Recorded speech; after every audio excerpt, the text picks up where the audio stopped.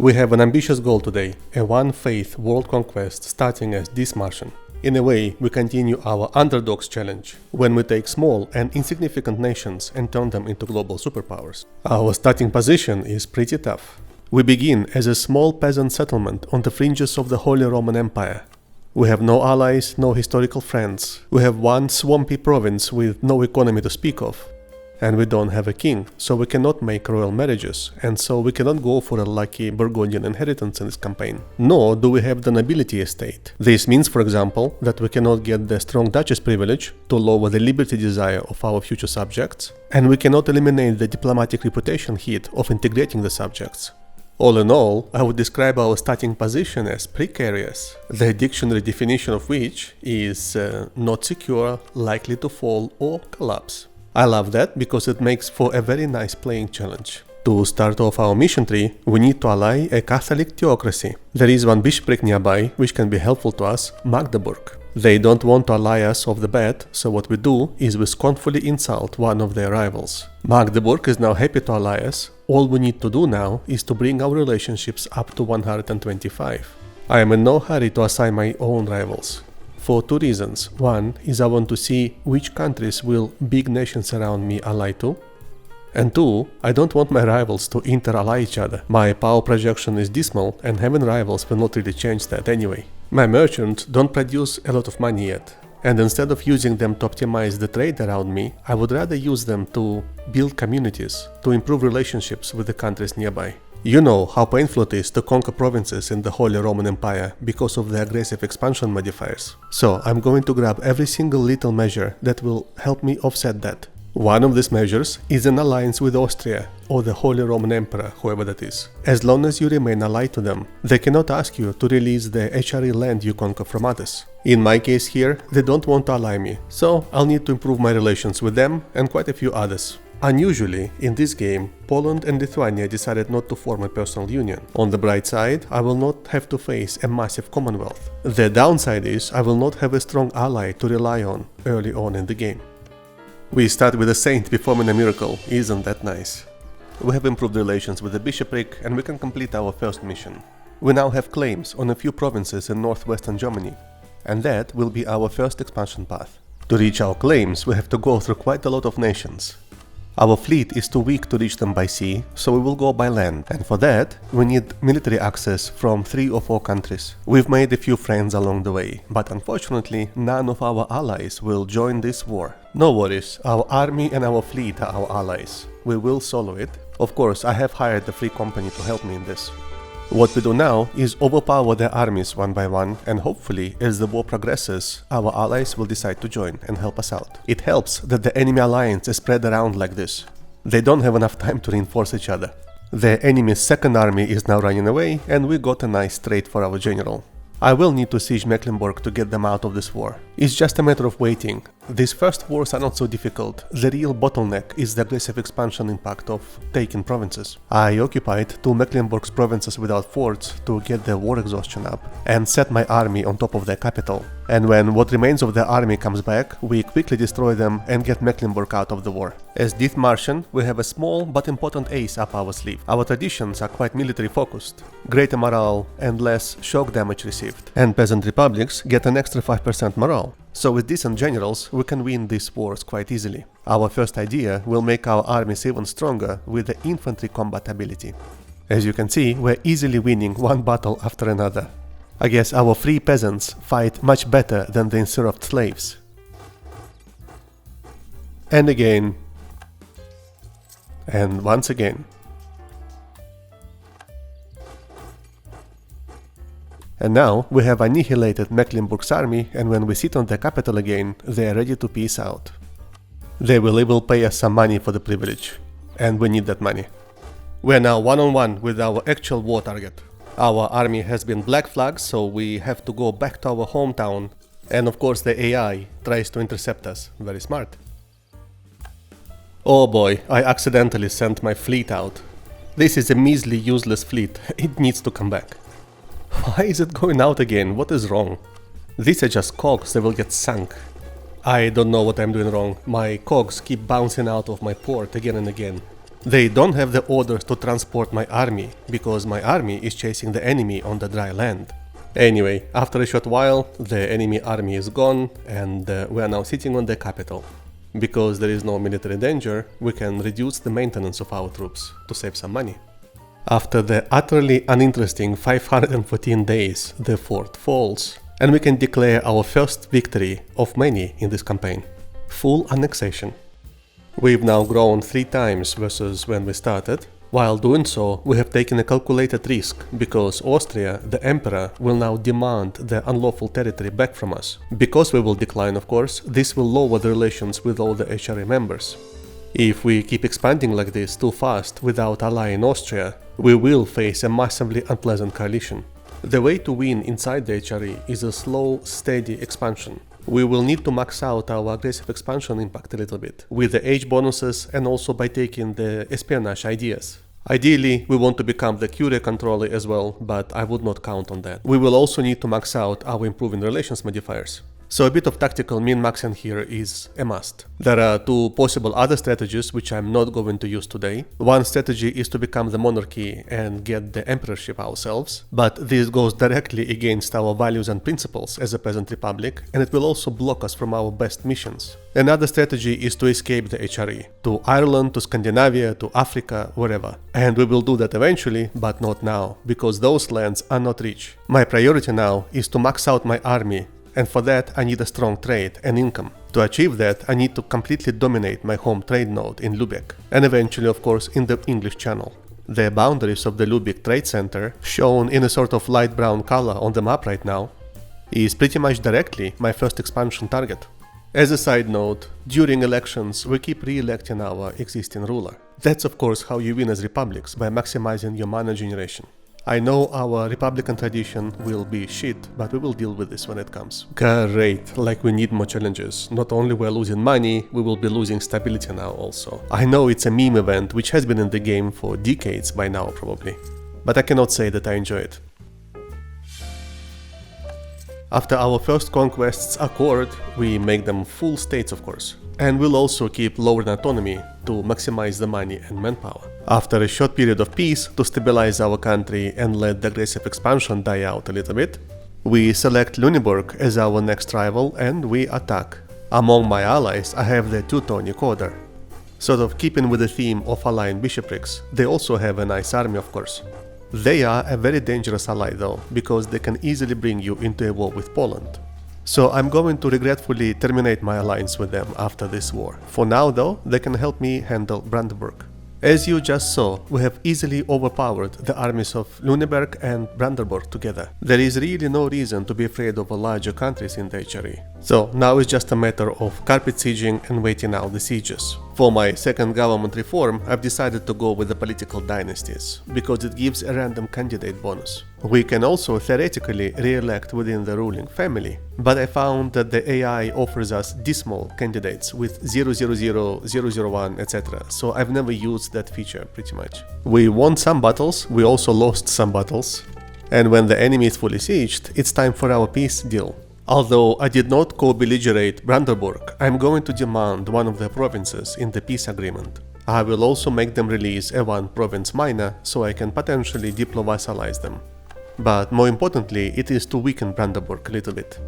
Yep, we now have a one province minor Ruppin, who is grateful to us for their liberty and who is willing to ally us immediately.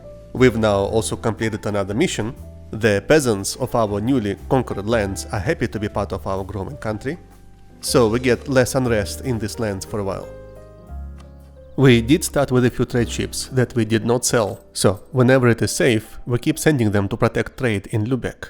And for the first time since the start of the game, we are in the positive balance. My current archenemy Brandenburg is allied to my future archenemy Denmark. Maybe we can ally Denmark for now and make them break the alliance with Brandenburg, either via favors or by bringing them into another war. For our first idea group, for this playthrough, we will take espionage, because we intend to expand aggressively in the Germanic part of the Holy Roman Empire. A part of the obvious thing of better controlling the aggressive expansion, the espionage ideas also give us better abilities to create claims, favors and transfer subjects in the peace deals. They seem designed specifically for this type of game. For whatever reason I don't understand, we have completed this mission of high income. It gives us some construction discounts. I am too poor to construct anything though, and any building I do build will not give me much money anyway. I guess I'll just keep it for later. But I do want to take this mission, Trustworthy Allies, because diplomatic reputation is always helpful. Look, because I'm expanding around my home trade node, full stating my lands and constantly lowering the autonomy in them, my income is skyrocketing. I started the game losing almost a ducat a month and now I'm making 2.5. Oh well, my starting leader has died, and because we plan to have many more wars, we will take the one with the focus on military. He is 54 though, so we'll probably re-elect him again in the next cycle. 1460 is a little bit late for the Shadow Kingdom, but whatever, we don't care in this game. I say it's time to abandon Italy. As Dithmarschen, I plan to go Protestant most likely, so whatever weakens the Catholic Emperor is good for me. Here is an example of why the espionage ideas are so good for this situation. I can claim the entire state of Brunswick, and in one swoop I now have legal claims on 4 of their provinces. Because I like my early wars to be easy and chill, I've built quite a coalition for this attack. Brunswick also has a coalition of its own, although his allies are quite tiny. I am not going to co-belligerate them, because just taking the 4 core provinces of Brunswick will give me enough aggressive expansion to deal with. As always, I forgot to dock my trade ships, and we start this war with a loss on the high seas. In these small wars, usually this first battle is the most critical one. As long as you shatter the enemy armies, the war is pretty much won. And there we go, done. Meanwhile, our glorious leader, Johann Adelphi Russe, is 665. After this election, he will be the perfect 666. Plus, we'll get 50 random mana points. Republics are overpowered for mana generation. Okay, our small victorious war is now complete. Time to design the peace agreements. I have 2 issues to resolve here. One is the sheer amount of provinces to take from Brunswick will give me a lot of aggressive expansion.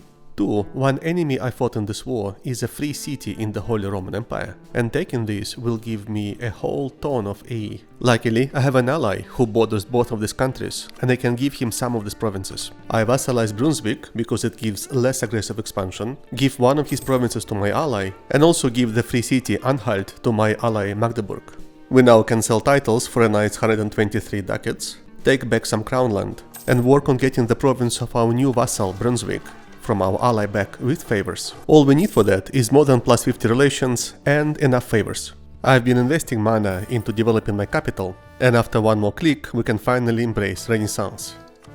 And we can sell Renaissance to one of our allies for almost half a ducat per month. Right now, this is meaningful money for us.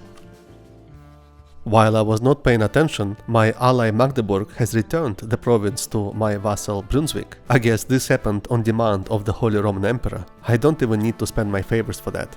I forgot to mention that in the previous peace deal I also got another vassal. This one, Saxe-Lauenburg. Because I'm still very small, I actually struggle to keep these vassals loyal. The Burgundian succession went to Brittany in this game. I guess this is not the worst outcome for me. I hope they release lowlands so I can conquer them over time. In fact, I'm going to vote for that. Every little helps. Lübeck has had the misfortune of conquering a few provinces around itself. This means they are no longer the free city, and their land is much cheaper for me to take. So after getting the military technology 6, which is very powerful early game, we are going to attack them. Lübeck is allied to 3 excellent trade cities, whom I want to conquer as soon as possible: Riga, Bremen and Hamburg. The problem is, of course, is that Hamburg and Bremen are free cities in the Holy Roman Empire.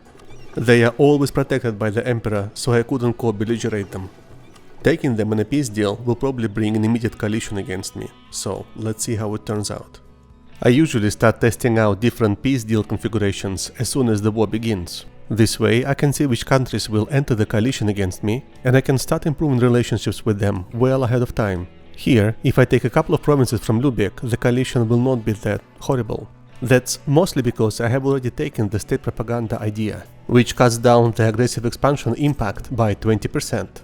But as you can see here, if I add one of the free cities into the peace deal, the coalition will just slaughter me. I could also wait until I get the first Splendor ability that will lower my aggressive expansion by 10%. And actually, while sitting on the occupations and waiting, my bad boy history from the previous wars will slowly wear out anyway. Because I have fulfilled 2 age objectives, my splendor is growing 5 points per month. In hindsight, I shouldn't have gone into this war so soon. But we are where we are, I'm not going to restart, so I'll just sit on my occupations until I get this ability. And there we go, this objective is complete, minus 10%. I'm taking Hamburg, 3 of Lübeck's provinces, including Lübeck itself, and the coalition is manageable. Because I'm aiming for a world conquest, I don't want to mess up my campaign by fighting stupid coalition wars early on. So I'm going for a slow, steady expansion. Well, slow, relatively speaking, of course.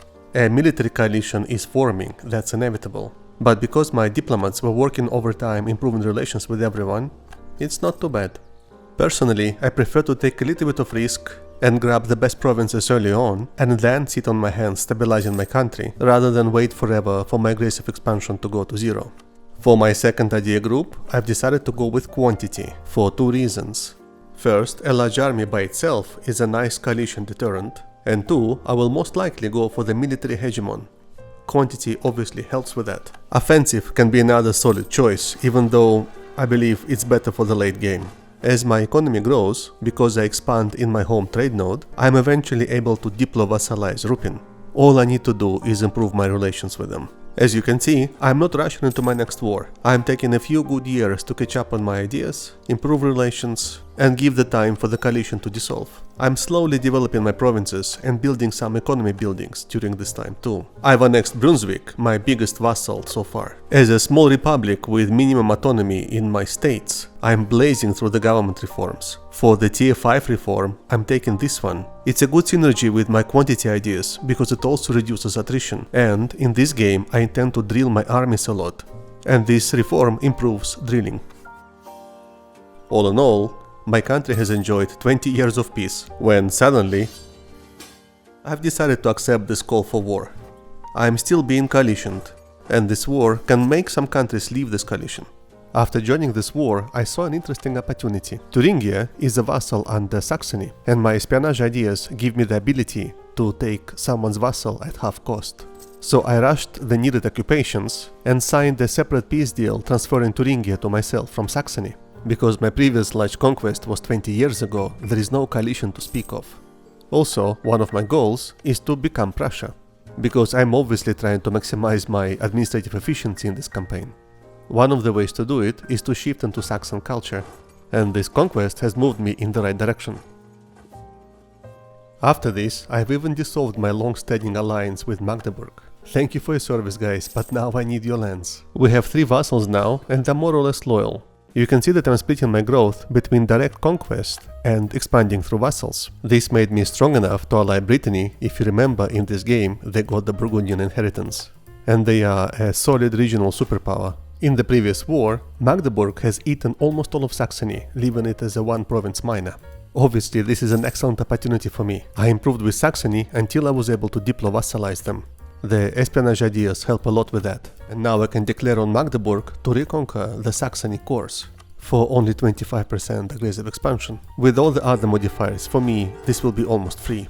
After getting the enemy allies out of the war for money, I asked Magdeburg to return Saxony cores and take its core land for myself, including the province of Anhalt, which used to be a free city.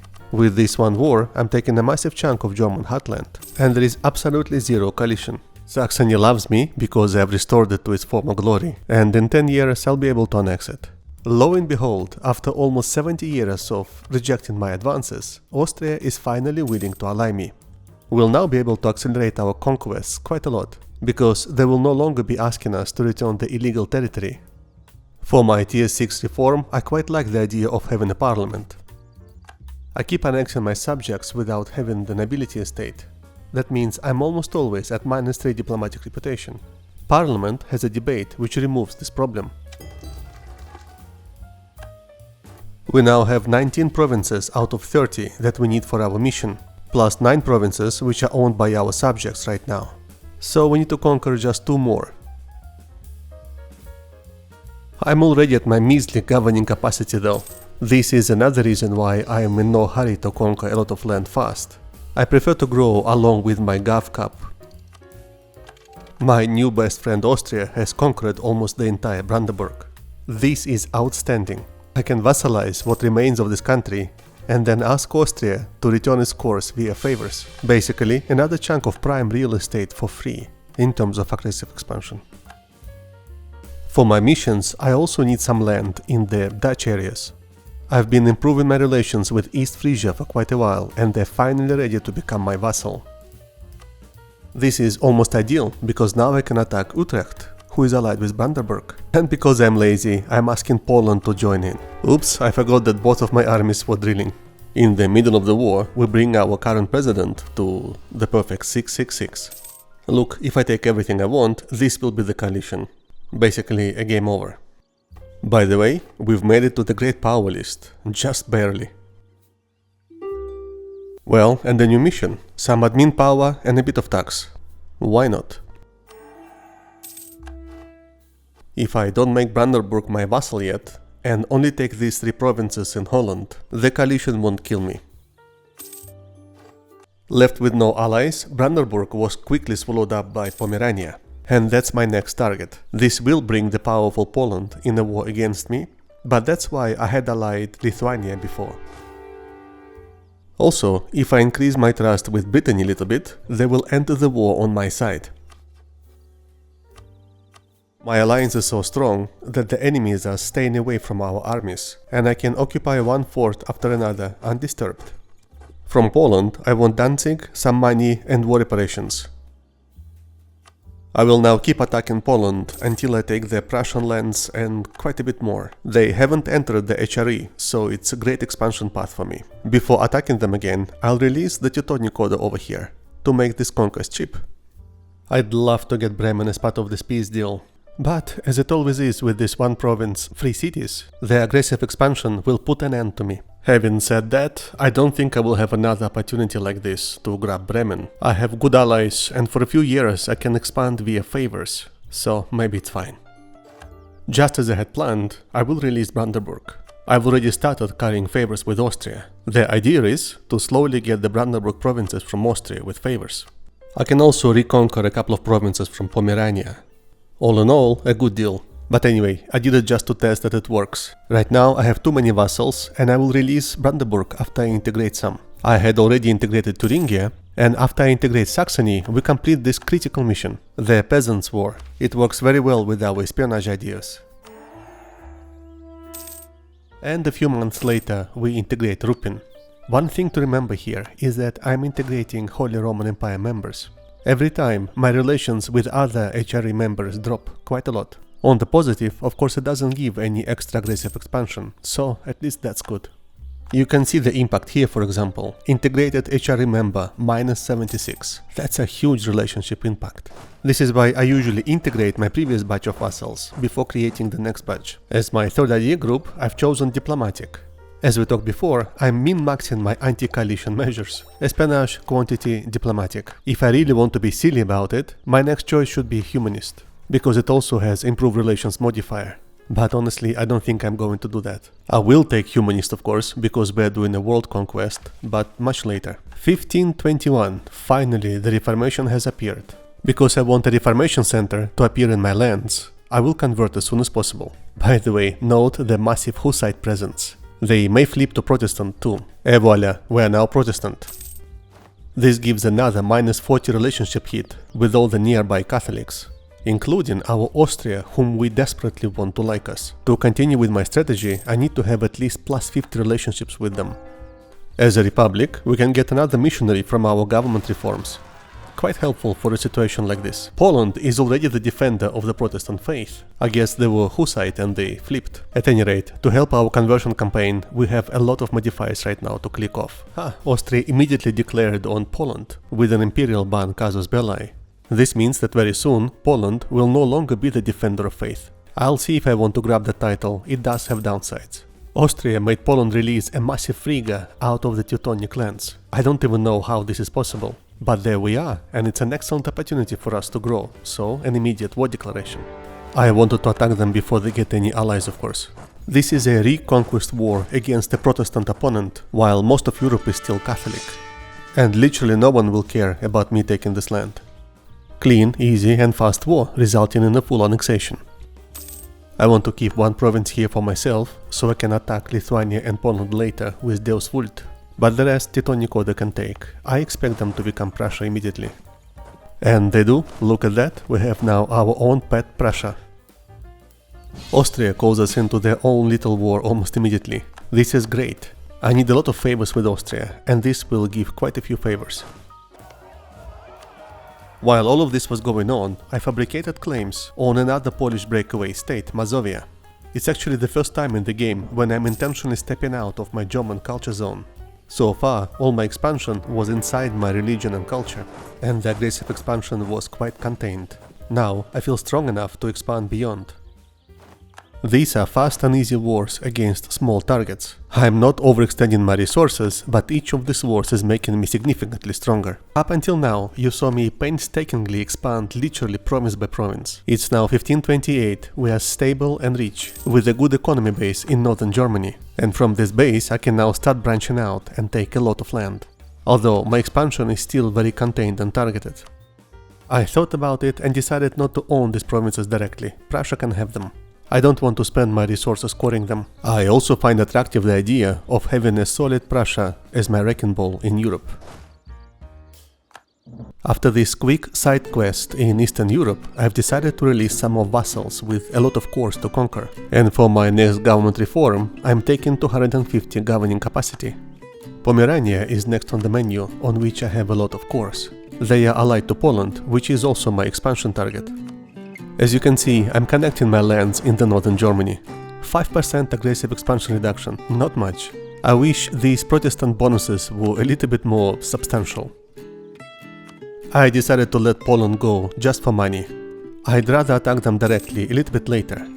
As for Pomerania, I return the course of my vassal and take a couple of annoying provinces in the middle, which are difficult to siege. I will reconquer what remains of it later, after I release Brandenburg. In fact, I can release Brandenburg right now. I now need plus 50 relations with Austria, and I can start taking Brandenburg's course from them. There you go, an ethical bribe to Austria so they like me. And they're willing to return Berlin to us for a very reasonable 27 favors. And the province of Brandenburg for another 27. Potsdam goes for 18 favors, and that's it for now, we've ran out of favors. We'll get our favors back in no time with our espionage ideas. We have 4 vassals now, as you can see. Apart from Brandenburg though, they have all been maxed out in terms of core return. I'll need to annex these and get another batch. After a few years, we're ready to ask for more provinces from Austria. I do realize this way of expanding is not really spectacular. We're not facing worldwide coalitions, not waging bloody battles where millions of men die. This almost feels static. But look, in less than 100 years, without much stress, we've become a dominant power in Germany, and we can become Prussia after we annex our Prussian vassal. My goal here is sustainable progress towards a world conquest and one faith. Not a dramatic screenshot with some random dates on it. It's also my first ever game when I'm actually drilling units. And I have to say, I love the performance of my fully drilled units in battle. Okay, I need to complete my mid-term goal of dominating the Lubeck trade node. For that we go north to Denmark. I've built a fleet of 49 boats, because the capital Sealand is obviously very difficult to access. But I'm confident enough to put the capital as my war target. We even rolled a nice general with 2 siege pips, that'll help.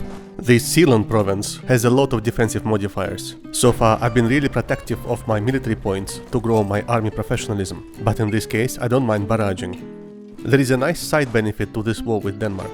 I can take some provinces from Scotland. In the future I can just preload my troops on the British Isles and not have to fight the overpowered British fleet. Okay, Scotland was easy and we take most of their mainland.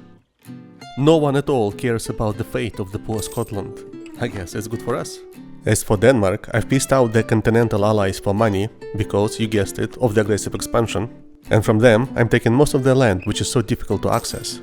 Ooh, I've overextended myself for the first time in this campaign. A bit of concentrating development will fix that. We're getting ready to complete one of the most important missions here, breaking the chains, which gives us 5% admin efficiency until the end of the game. We need to own 50 cities directly, and we own 39. Plus, we have more than needed cities owned by our vassals. All we need to do is annex them. A few years ago, I've asked Prussia to fabricate a lot of claims on the Polish lands, and it looks like they've claimed every single province they bordered. Time to attack? This is a strange thing. I'm already at war with Poland, but Lithuania is asking me to join their war against Poland. Lithuania itself has been warned by the Ottomans who can now intervene. I don't know, is it a bug, a country asking me to join this war? Anyway, now I need to rush the occupations so Lithuania doesn't get any land. Because I've accelerated my conquests, the coalition is actually growing. I need to be a little careful here.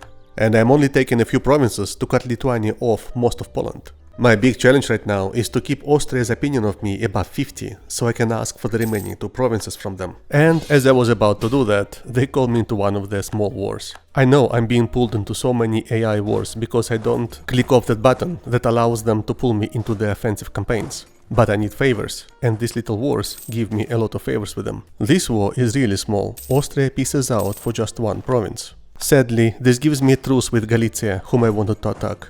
As soon as I dropped my alliance with Lithuania, Russia attacked them and grabbed half of their territory. While I'm blobbing here in central Germany, a lot of nations are blobbing around me. Russia, the Ottomans, Spain, France. I will not have an easy game once I come out of my heartland.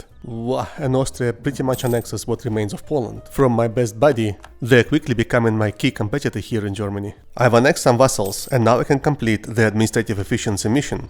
After this, from the Dithmarschen mission tree, I only need 1 more mission, the one which gives me the goods produced modifier. After that, I will start tax switching liberally. For a few short years, I will have the peasant revolt casus belli on my neighbors, as long as they are not peasant republics themselves. It only gives 75% aggressive expansion. While I have it, I want to run a few quick wars. I'm trying to push my way down into the southern Germany. And 1 more war. Theoretically, if I co-belligerate all these little German nations, I can take them all out in 1 swoop. But I'm sure I will mess up somewhere. I am not good enough as a player to do that yet. But I can always try. When I take out the armies from the previous war, I've decided to declare my next one. I'm struggling to remember which nations I co-belligerated and which I did not. And I'm just going with the aggressive expansion ballpark. Each peace deal is becoming more expensive than before. I either need to slow down for a while or accelerate. I decided to slow down.